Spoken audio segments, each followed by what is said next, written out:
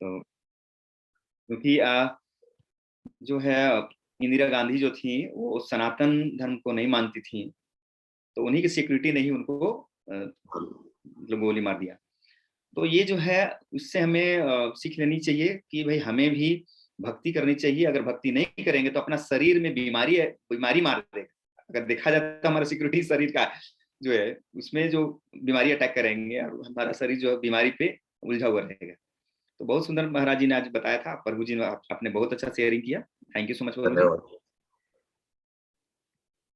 अब मैं मोनिका माता को अनम्यूट कर रहा हूँ।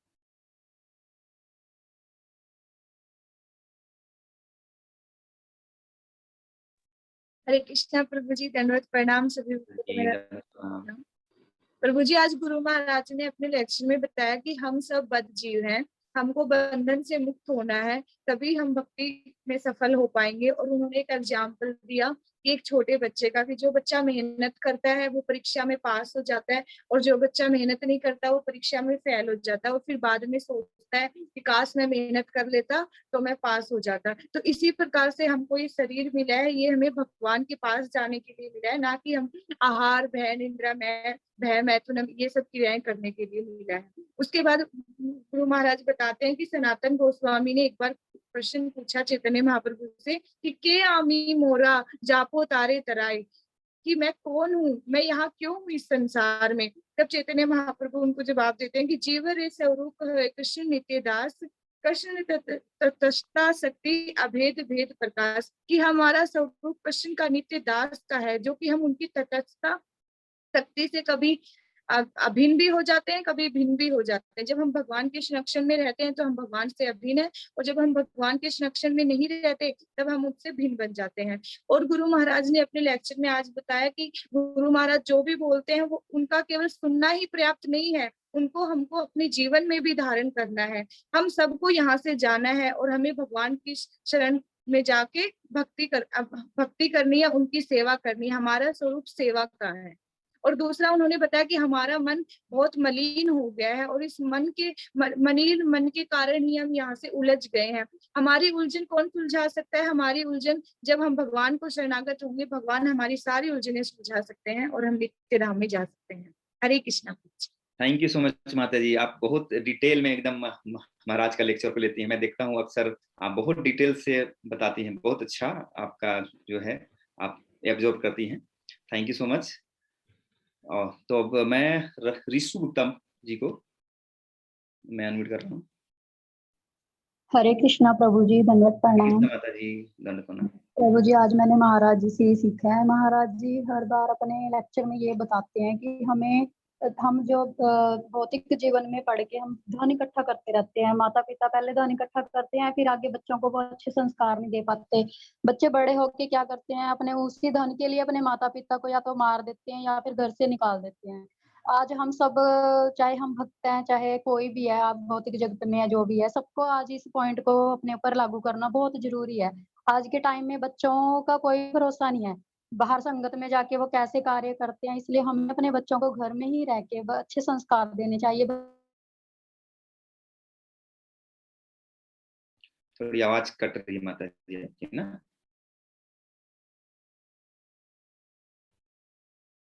हरे कृष्णा। सर माता जी का नेटवर्क प्रॉब्लम है। तो माता जी ने बहुत अच्छा बोला, क्योंकि छोटे जो हैं बड़ों की बात को सुन के ही या बड़ों को का आचरण देखते ही वो सीखते हैं। तो महाराज जी ने इस तरह से बताया आज, तो बहुत बढ़िया लेसन था ये भी। थैंक यू सो मच माता जी। प्रतिभा माता को मैं अनम्यूट कर रहा हूँ। हरे कृष्णा प्रभु जी। हरे कृष्णा। आज महाराज जी ये भी बताए हैं कि हम सभी को भगवान के संरक्षण में आना है, तभी हमारा जीवन सफल होगा। तो भगवान के संरक्षण में आएंगे कैसे? तो भक्ति करेंगे तभी आएंगे। अपने जीवन रूपी डोरी को श्री कृष्ण के हाथ में सौंप देना है, यही सीखे हैं। हरे कृष्णा प्रभु जी। धन्यवाद माता जी। पूरा समर्पित हो जाना है, बिल्कुल जी। धन्यवाद माता जी। ऋतिका माता को मैं अनम्यूट कर रहा हूँ।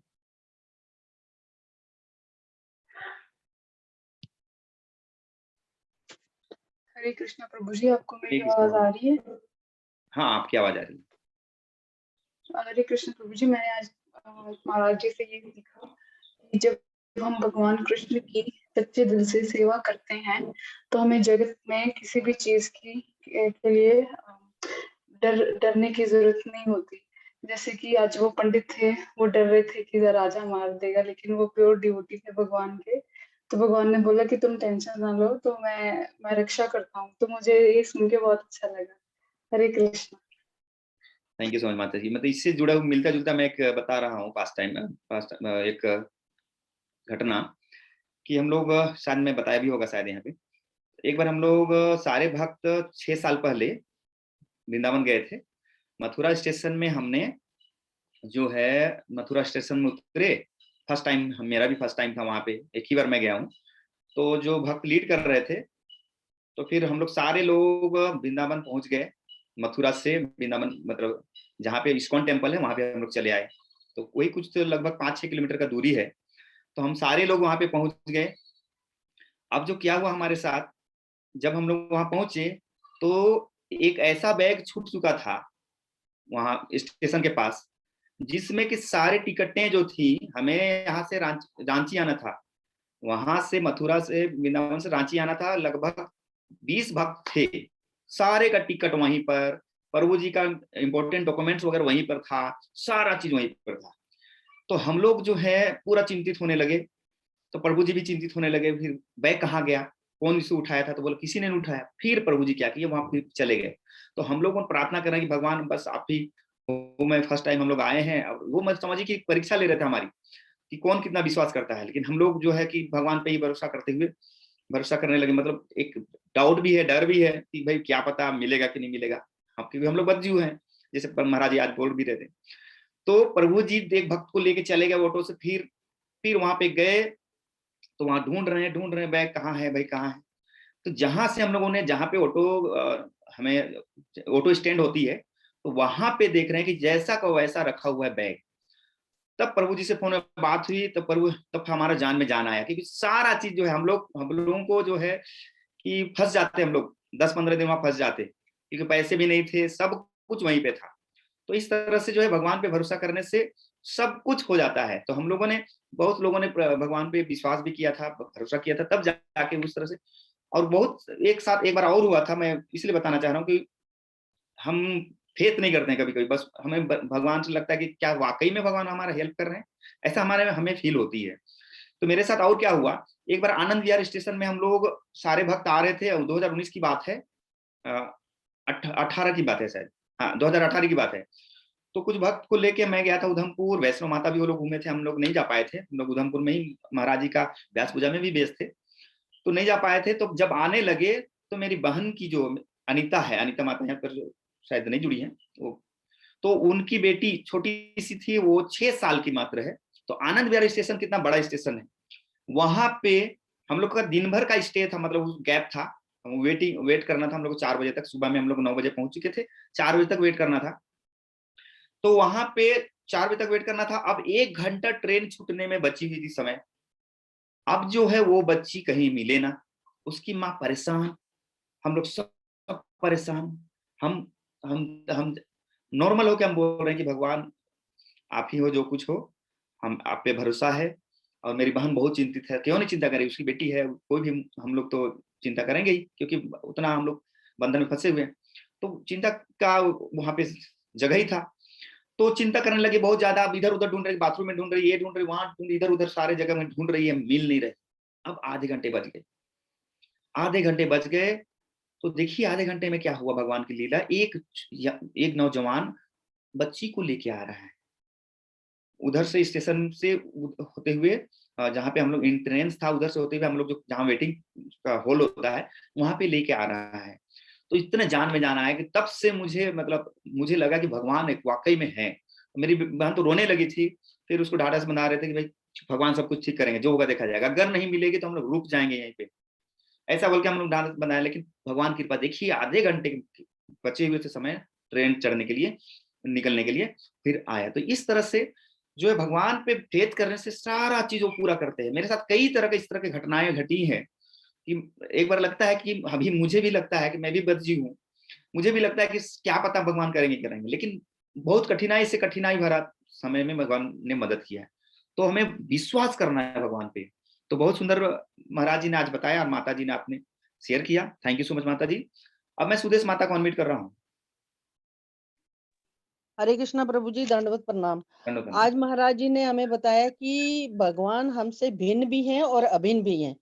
जब हम लोग कृष्णा भावनामृत हो जाते हैं तो हमारे में थोड़े से अच्छे गुण आ जाते हैं, और जब हम भक्ति नहीं करते हैं तो भगवान से दूर हो जाते हैं और बहुत कष्ट भोगते हैं संसार में और दुखों को पाते हैं। इसलिए हमें हमेशा भगवान की भक्ति में लगे रहना चाहिए और वैष्णवों की सेवा करनी चाहिए। हरे कृष्णा प्रभु जी। बिल्कुल माता जी, धन्यवाद माता जी। अब मैं नीरज प्रभु जी को, माता जी हैं नीरज माता जी। हरे कृष्णा प्रभु जी। हरे कृष्ण माता जी। मैंने आज गुरु महाराज जी से यही सीखी हूँ कि यदि हम भगवान के हाथों में अपनी डोरी सौंपते हैं तो अपने मलिन मन और संसार के उलझन से मुक्त होना पड़ेगा। जो हम नहीं कर सकते वो कृष्ण करेंगे। हरे कृष्णा प्रभु जी। धन्यवाद माता जी, बिल्कुल कृष्ण ही करेंगे, है कि नहीं? बहुत अच्छा। प्रकाश प्रभु जी, मैं आपको अनम्यूट कर रहा हूँ। हरे कृष्णा प्रभु जी। हरे कृष्ण, दंडवत प्रणाम। मैं भी अपने जीवन की एक घटना सुनाता हूँ। थोड़ा टाइम लगेगा। बिल्कुल प्रभु, समय है। आज से 36 साल पहले मेरी जॉब लगी तो मैंने भगवान से प्रार्थना करी कि प्रभु मेरी जॉब लग जाएगी तो मैं माता के दरबार जाऊंगा। तो जॉब लग गई। जॉब लगने के 1 साल बाद जो है ऐसे विचार आया कि तो आपने कहा था आप गए नहीं माता के दरबार। फिर अचानक एक दिन ऐसे प्रोग्राम बन गया, नवरात्रे चल रहे थे, तो मेरा कोई रिजर्वेशन नहीं था, कुछ नहीं था, मैंने कभी वैष्णो देवी देखा नहीं था, उधर देखा नहीं था। तो अचानक मैंने कहा नहीं जाना है, जैसे भी जाना है। तो मैं कानपुर रहता था। कानपुर से मैंने टिकट लिया तो किसी का लखनऊ से कटरा के लिए जगह वो मिलेगी, ट्रेन मिलेगी जम्मू के लिए। तो वहां से जम्मू के लिए ट्रेन लिया हमने, वहां से कटरा के लिए। तो सॉरी, वहां से मैंने टिकट लिया, टिकट रिजर्वेशन था नहीं, जनरल टिकट ले लिया। जनरल टिकट लेके ऐसे बैठा ही था। तो एक बात अचानक मैं विचार करने कैसे जाऊंगा, मुझे रास्ता भी नहीं मालूम, ट्रेन भी नहीं मालूम, कुछ बैठा था ऐसे ही।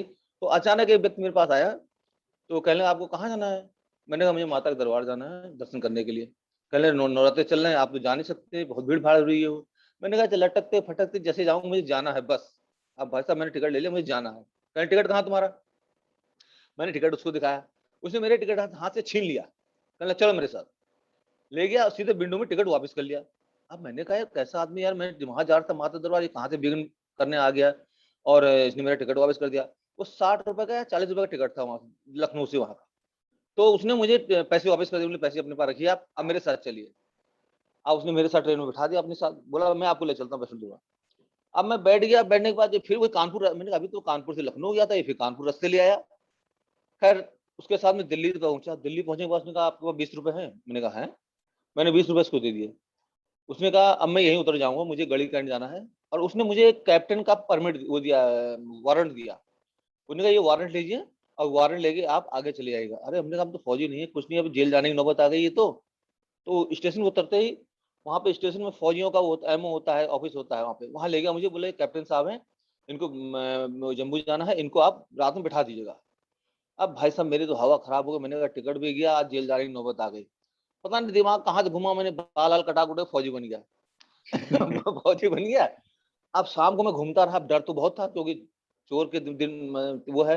तो जिसे बैठा था एक जगह बैठ गया मैं, अचानक वो फौजी आ गया मुझे ढूंढते नहाते।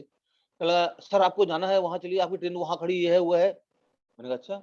अब मैं फिर उसके पीछे चल दिया। वो ले जाके बर्थ पे मेरा चद्दर बिछा बुछू के मुझे लेटा गया, और अफसर का वो फौजियों का डब्बा था वो। अब मैं लेट गया। मैंने कहा क्या करूं, किसने पूछ लिया तो क्या जवाब दूंगा। अब मैंने वो चद्दर उठाई, तान के सो गया। मैंने मुंह ही नहीं खोला रात भर, ना खाना खाया, मुंह ही नहीं खोला। सवेरे टीटी आया तो कहना टिकट टिकट रात में। मैंने कहा हाँ जी, मैंने वारंट है, और वो पकड़ा दिया उसको।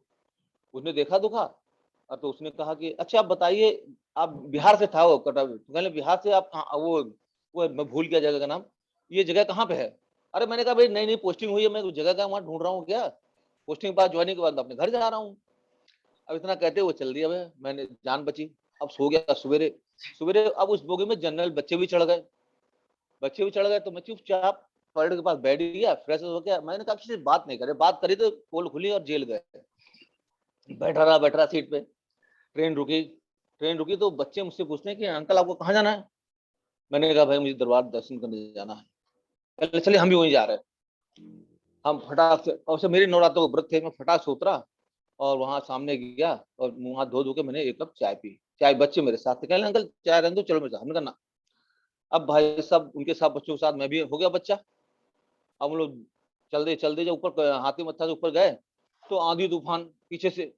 तो अब बच्चे कह रहे हैं अंकल भागो पीछे जा रहे। अब हम आगे जा रहे हैं, पीछे पानी आ रहा है, इतना भयंकर पानी, अगर रुक जाओ तो बहा ले जाए। अब भागते किसी तरह माता दरबार पहुंचे। वहां पहुंचे, अब मुझे वहां कुछ मालूम नहीं। वहां पहुंचते हुए बच्चे गायब हो गए। मैं झट से एक धर्मशाला में घुस गया। तो मैंने कहा भाई साहब मुझे यहाँ आना है, रात में रुकना, ये कहना ठीक है। तो वो आदमी आया और वहां से मुझे कंबल वंबल अपने आप ही दिला दुलू के टोकन में दे दिया, कंबल दे दिया। उन्होंने कहा आप यहाँ पे सोइए, सवेरे जो है आप चले जाइए। अब मुझे रात में फिर नींद नहीं है। मैंने कहा ये तो बड़ा वो हो गया, कैसे होगा? अब कहीं कंबल वंबल जमा करने, कहाँ जमा करने का? तो भाई साहब मैं उस कंबल को लेके सो गया। सवेरे ठीक 3 साढ़े 3 मेरी नींद खुली। मैंने पूछा कंबल जमा के नहा धोया, और जैसे में लाइन लगा पहला नंबर मेरा और नंबर लेने के बाद मैंने माता के दर्शन किए। तो वापिस आया, तो वापिस आने के बाद फिर मैंने कान पे हाथ लगा, मैंने टिकट लूंगा चाहे कैसे जाऊं, बस वारंट से ना हुए। तो जो भगवान की कृपा होती है ना, अगर आप सच्चे मन से किसी लगन के काम करते हैं या अपने विचार करते हैं, भगवान आपकी हमेशा सहायता करता है। तो ये मेरा जीवन का हादसा था, भगवान ने मुझे इस तरह मतलब फ्री में पहुंचाया और इतने साधन से फर्स्ट नंबर आया। तो लगन होनी चाहिए, अगर भाव आपके हैं भगवान के प्रति तो आपका जरूर मनोकामना पूर्ण होंगी, भगवान आपकी इच्छा जरूर पूर्ण करेगा। हरे कृष्णा प्रभु जी। धन्यवाद प्रभु जी, बहुत सुंदर आपने बताया। और एक्चुअल में भगवान वैष्णो माता ने आपको कृपा की आप पर, और आप देखिए आज कृष्ण भक्त बन गए हैं। तो हमें देवी देवताओं से जो है उनको भक्ति मांगनी चाहिए, है कि नहीं? हम लोग जहाँ पे मंगल आरती करते हैं वहाँ भोलेनाथ जी का मंदिर है, हम लोग वहाँ पे उनका सबसे पहले जो उनको प्रणाम करते हैं, फिर हम लोग मंगल आरती शुरू करते हैं। तो भोलेनाथ की कृपा ही लगती है। तो देवी देवताओं को जो है सबसे बड़े बसने हमारे भोलेनाथ जी हैं। फिर दुर्गा मैया जो है या वैष्णो माता जो है, ये भी हमें भक्ति प्रदान करती हैं। तो भक्तों के लिए भक्ति मिलेगा, और जो भौतिक दृष्टिकोण से मांग रहा है उसको भी मिलेगा, मगर वो साथ साथ में बीमारी भी मिलेगा, साथ साथ में बहुत सारे झमेले मिलेंगे। तो जैसे आज महाराज जी बोल भी रहे थे कि भाई माया देवी के चक्कर में रहोगे तो माया दिखाएंगी वो। और अगर आप योग जोड़ना चाहेंगे, भगवान से कनेक्शन जोड़ना चाहेंगे, तो आपको योग माया की तरफ दिखेंगी। तो इस तरह से है। थैंक यू सो मच आप सभी का। और अभी हमारे बीच में कन्हैया प्रभु जी हैं, तो मैं उनका अभिवादन करता हूँ। प्रभु जी आपका हार्दिक हार्दिक अभिनंदन है, स्वागत है की ओर से। धन्यवाद, प्रणाम। ओम अज्ञानतिमिरान्धस्य ज्ञानांजनशलाकया चक्षुरुन्मीलितं येन तस्मै श्री गुरुवे नमः। तो सभी भक्तों का स्वागत है आज के वैष्णव सदाचार के सेशन में। तो जैसा कि हमने लास्ट टाइम चर्चा किए थे वैष्णव सदाचार का महत्व क्या है, फिर उसके बाद मंदिर में जो भी एक्टिविटीज करते हैं जैसे मंदिर में प्रणाम करना, फिर उसके बाद हमने देखा कि अर्चा विग्रह पर ध्यान करना, तो इन सब बातों पर चर्चा हुई थी। तो आज हम चर्चा करेंगे मंदिर में बैठने की विधि। तो मंदिर में जब हम प्रणाम किए और फिर भगवान के दर्शन हो गए, फिर प्रवचन के लिए हम मंदिर में बैठते, या फिर कीर्तन है या फिर जप करने के लिए हम मंदिर में बैठते, तो उसके नियम क्या है ताकि हमसे कोई अपराध ना हो, उसके बारे में यहाँ पे चर्चा किए गए हैं। तो मंदिर में बैठने के संबंध में अनेक नियम हैं। मंदिर में बैठते समय अर्चा विग्रह के समक्ष पैर खुले ना हो, अथवा अपने पैरों की अंगुलियों का निर्देश अर्चा विग्रह, गुरु महाराज एवं तुलसी देवी की ओर ना हो। यदि संभव हो तो पैर एवं एड़ियां ढकी होनी चाहिए। तो हमको कभी भी पैर खुले करके भगवान की तरफ या फिर गुरु महाराज की तरफ या तुलसी देवी की जब पूजा भी होती है तब भी उनकी तरफ पैर नहीं होने चाहिए। और यहाँ पे बताया है कि यदि संभव हो तो विग्रह, व्यासासन, श्री प्रभुपाद और श्रीमती तुलसी देवी की ओर पीठ करके ना ना बैठे।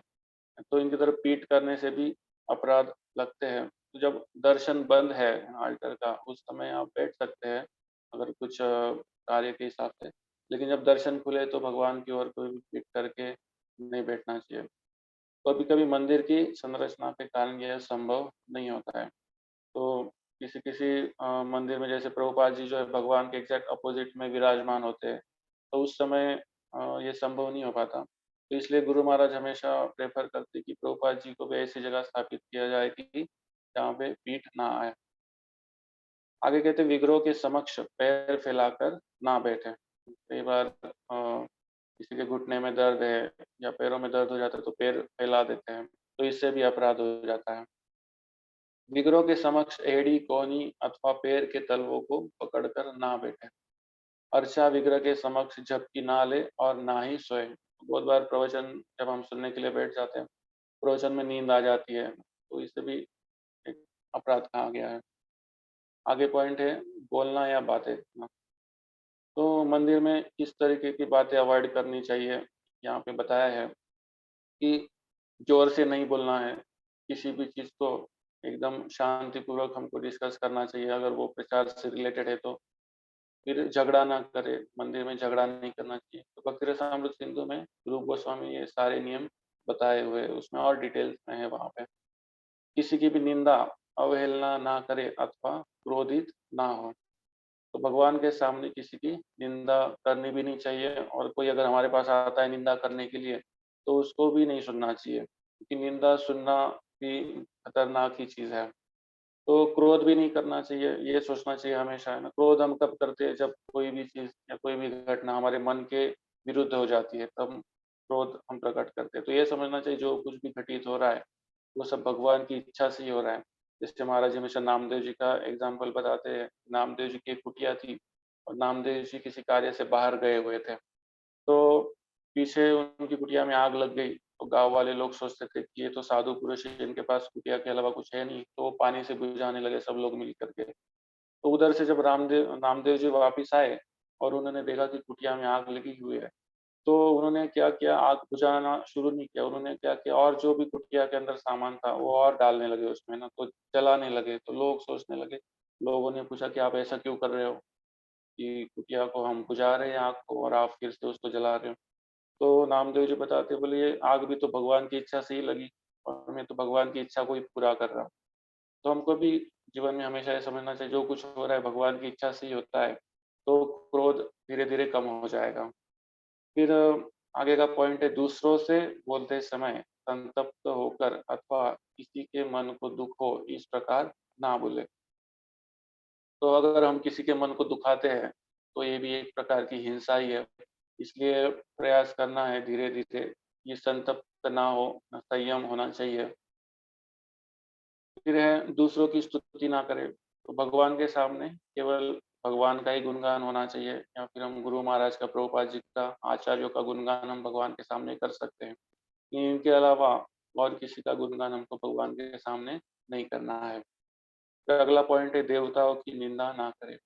तो बहुत बार जब हम नए नए भक्ति में जुड़ते हैं, हम सोचते हैं कि हम तो अभी कृष्ण के भक्त बन चुके हैं, ये देवी देवता तो अभी चलो ये तो साधारण है। हम तो बहुत बार जो भक्त लोग उनकी निंदा भी करते हैं।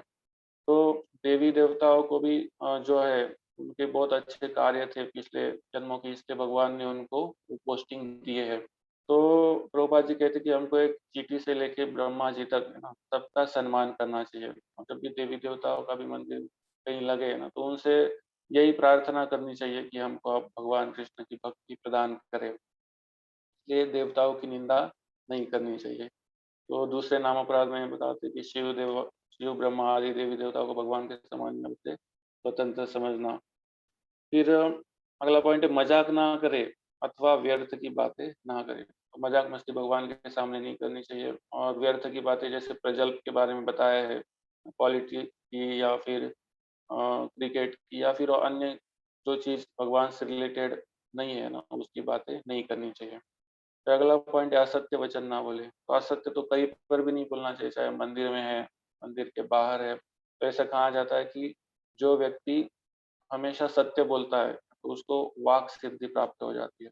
वाक सिद्धि मतलब जो बोलेगा वो सत्य हो जाएगा। सत्य बोलने वाले व्यक्ति के साथ हमेशा ये होता है।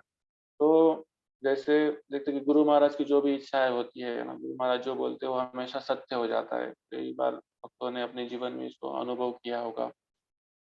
फिर टिप्पणी है यहाँ पे, अतिथि अथवा भक्तों की कृष्ण भावना में वृद्धि अथवा प्रचार में मदद हो रही हो तो मंदिर में बोलना वर्जित नहीं है, परंतु इसके अतिरिक्त अन्य सभी प्रकार की चर्चा मंदिर के बाहर ही करनी चाहिए। तो जैसे मौन के बारे में बताया है ना, मौन धारण करना मतलब क्या होता है कि सिर्फ ऐसा नहीं कि मुँह बंद रख लो और किसी को कुछ बोलो ही मत, उसको मौन नहीं कहते। तो मौन की सही व्याख्या क्या है कि वही बातें बोलो जो कृष्ण से संबंधित हो, जो प्रचार से संबंधित हो, तो उसको मौन कहा जाता है।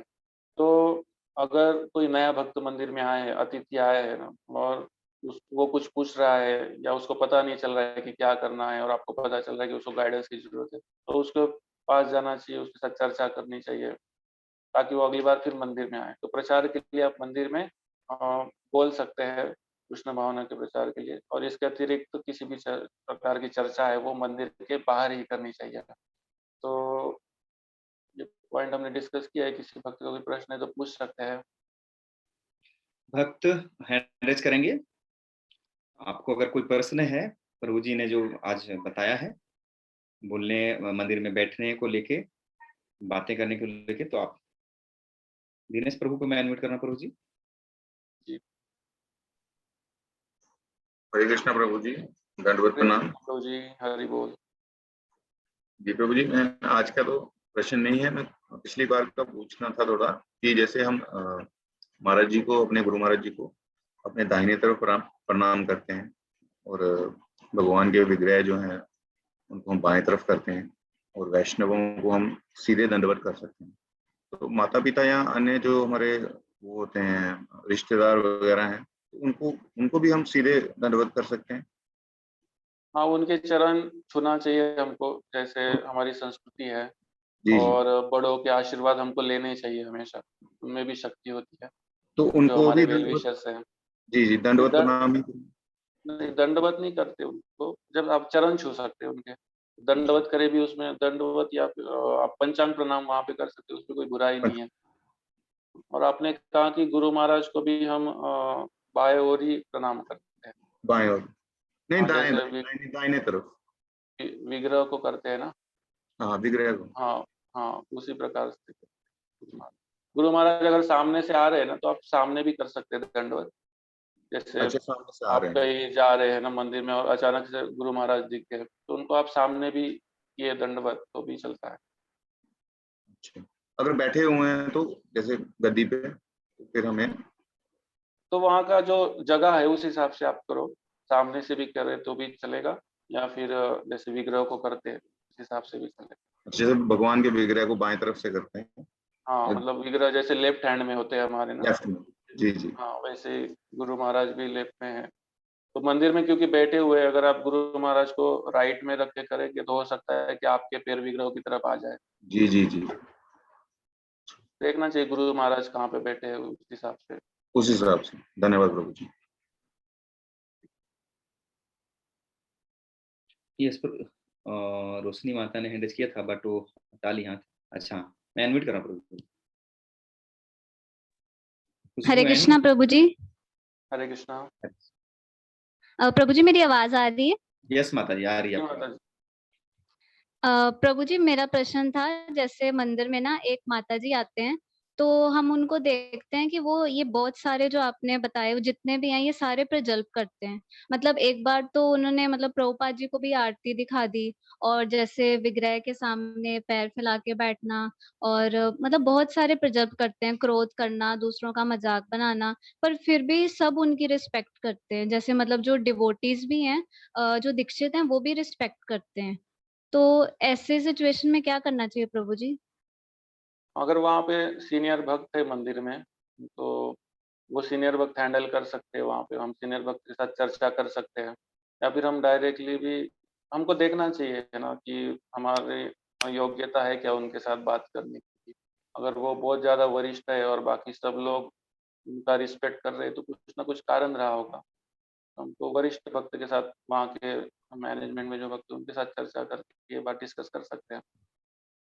नहीं प्रभु जी, वो वरिष्ठ तो नहीं है, मतलब सीनियर तो नहीं है, एक माता जी हैं, जस्ट मतलब नए नए कनेक्टेड हैं, और वो ये सारे प्रजल्प करते हैं, फिर भी उनको कोई नए रोकता नए नहीं है। तो आप रोक सकते, रोकना मतलब आप उनको समझा सकते हैं प्रेम से। आप प्रेम तो से अगर प्रभु जी समझाइए वो फिर जरूर वो अगर वो मानेंगे। प्रेम से भी ना समझे फिर क्या करना चाहिए? तो वहाँ के जो मंदिर के वरिष्ठ भक्त है उनको ये बातें चर्चा करनी चाहिए कि ये माता जी ऐसे करते हैं, तो वो अपने तरीके से उनको हैंडल करेंगे अगर हम उनको हैंडल नहीं कर पा रहे। लेकिन ठीक है। हमको उनके ऊपर गुस्सा नहीं करना चाहिए, अगर हमारी बात नहीं माने तो हमको गुस्सा नहीं करना चाहिए, हमको क्रोध नहीं करना चाहिए, नहीं तो ये फिर अपराध हमसे ही हो जाएगा फिर। क्योंकि यहाँ पे कहा है ना, किसी की भी निंदा ना करे या किसी की भी अवहेलना ना करे, किसी के ऊपर भी क्रोध ना करे। हाँ, लेकिन प्रभु कोई जी अगर जैसे भगवान हमें के भक्तों की निंदा करता है तो उसके ऊपर क्रोध कर सकते हैं। प्रभु जी जैसे हमें भक्ति में प्रगति करनी है तो अगर मतलब हमें कब तक सहन करना चाहिए? हमको जितना ज़्यादा सहन कर सकते उतना सहन ही करना चाहिए, उससे हमारा शुद्धिकरण होता है, सहन करने से। तो हमारे जीवन में जब भी ऐसे लोग या ऐसे भक्त आते हैं जिनके कारण हमारे मन को या हमारे शरीर को कष्ट होता है, तो ये समझना चाहिए कि मेरे ऐसे कर्म हैं जो भगवान काटना चाह रहे हैं और इसलिए ये सब भक्तों को मेरे जीवन में भगवान ने भेजा हुआ है। तो ये अपनी ही कर्म है, अगर हमको कुछ सहन करना पड़ता है तो ऐसे इस भाव से इसको लेना चाहिए। हमेशा ही लास्ट मोमेंट तक हमको सहन करना चाहिए। ठीक, धन्यवाद प्रभु जी। तो Hare thank you so Krishna. Much, thank you so much माता जी। थैंक यू सो मच प्रभु जी, आपका भी बहुत बहुत धन्यवाद। आपने बहुत ही सुंदर तरीके से हमें ये आज ये सीख दिया है कि कैसे मंदिर में बैठना चाहिए, क्या बातें करनी चाहिए, बातें नहीं करनी चाहिए। तो और किन्हीं भक्त का कोई प्रश्न है तो हैंड रेज कर सकते हैं, नहीं तो फिर हम लोग वाइंड अप करेंगे। प्रभु जी का धन्यवाद 3 बार हरि बोल बोलकर सारे लोग को मैं अनम्यूट कर रहा हूँ। हरि हरि बोल। हरि बोल, हरि बोल, हरि हरि बोल। बोल, Thank you so much. Hari बोल, हरे हरि बोल। बोल।